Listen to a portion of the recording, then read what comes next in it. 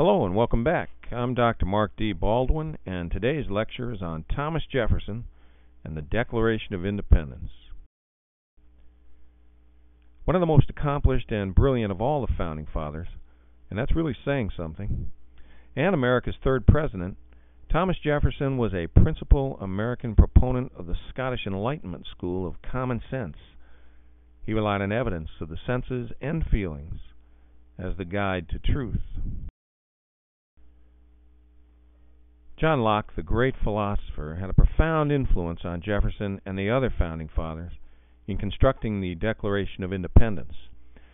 Jefferson took Locke's radical theories on the Republican form of government and crafted them into a declaration of the colony's independence from England. The Declaration of Independence's opening demonstrates the classic Enlightenment confidence in language.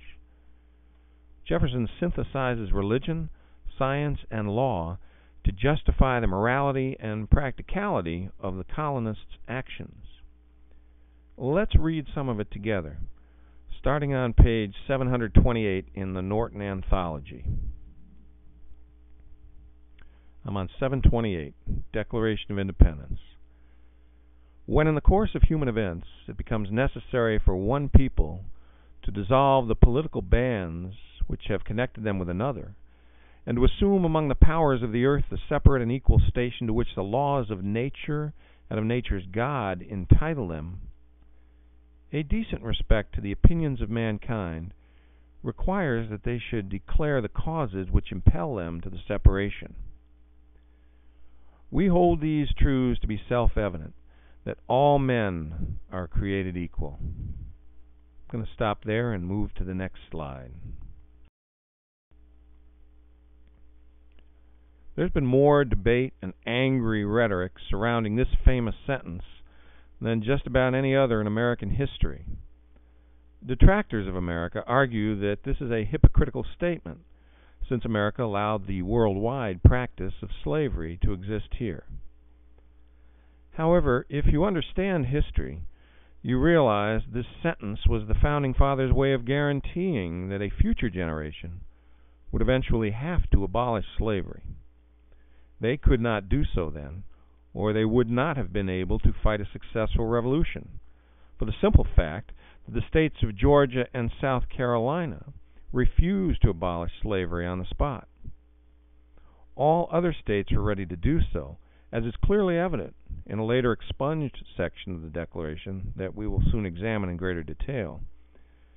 So the bottom line is that the Founding Fathers truly believed that all men are created equal, and almost all of them wanted to abolish slavery. But in order to unite all 13 colonies into a successful United States of America and win the war for their independence, they had to give in to Georgia and South Carolina. Let's continue with the next line, that they are endowed by their Creator with inalienable rights, that among these are life, liberty, and the pursuit of happiness. Note that God is present and prevalent in the Declaration. It is from God that men have the inalienable rights of life, liberty, and the pursuit of happiness. Note footnote number 5 in the book about property having been changed to happiness. This change, I contend, is another of the guarantees that slavery will eventually be done away with.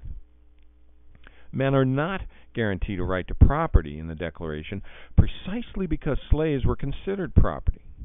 Men are guaranteed a right to happiness, which would certainly apply to slaves, who one could safely assume were not very happy. Thus, a slave's right to happiness would supersede a slave owner's right to property, which is not enshrined in the Declaration.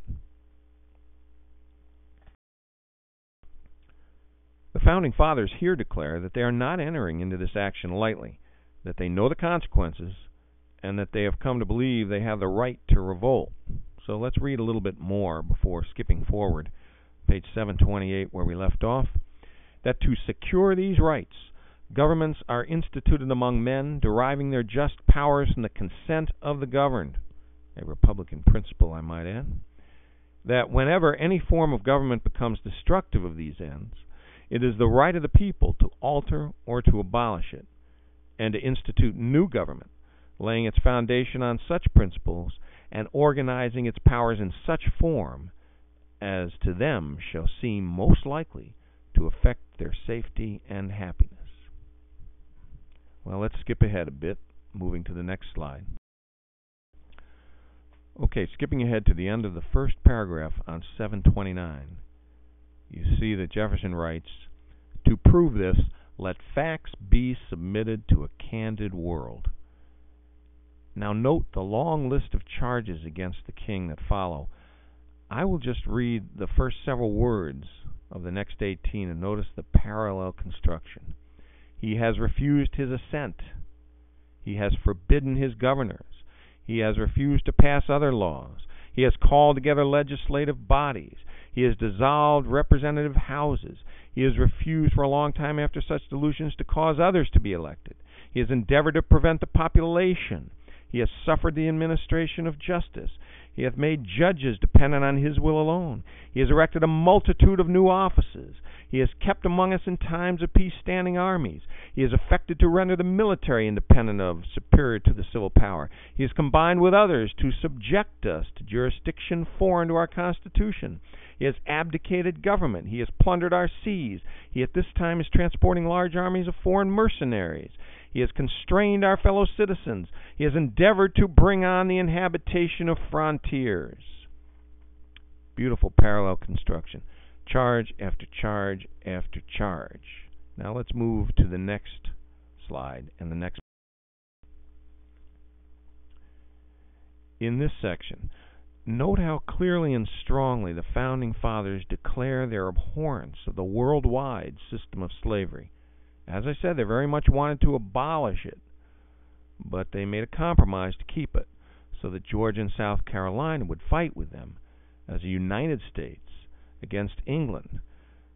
Notice, this was expunged, as I said, but notice the power and the passion and the sincerity in here.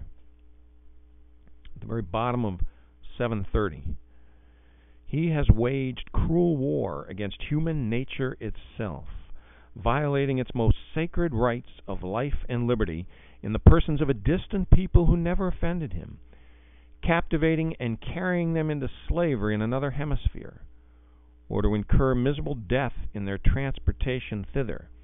This piratical warfare, the opprobrium of infidel powers, is the warfare of the Christian king of Great Britain.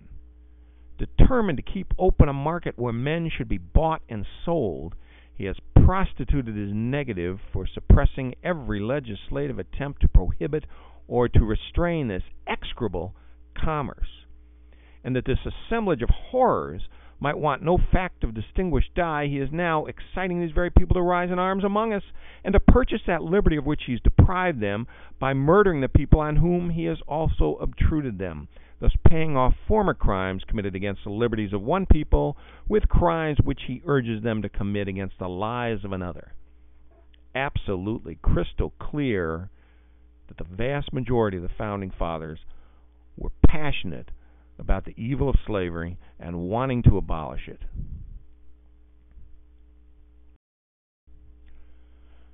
Now let's read just the next paragraph and then skip to the concluding two paragraphs. The Founding Fathers' summation of their case against England and for the Revolutionary War. 731, first full paragraph.